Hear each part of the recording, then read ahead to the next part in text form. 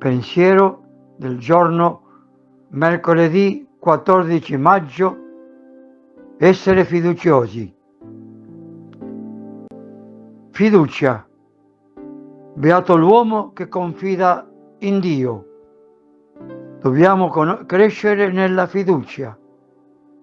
Questo significa mortificare in noi i dialoghi inutili con noi stessi e aprire un dialogo sempre più intimo e profondo con Dio, al quale affidiamo ciò che siamo e ciò che abbiamo. Abbiamo bisogno di accrescere in noi giorno dopo giorno la fiducia. Del resto, c'è qualcosa di più intelligente che fidarsi di Dio? Tuttavia, la libertà che Dio ci ha dato ci pone nell'alternativa di credere o non credere all'amore che è Dio.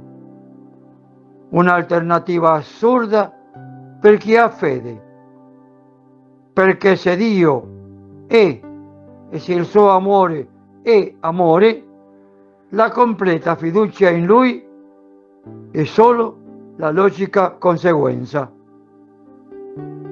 Chiara Lubick, Scritti Spirituali 2, L'essenziale di oggi, Città Nuova Editrice.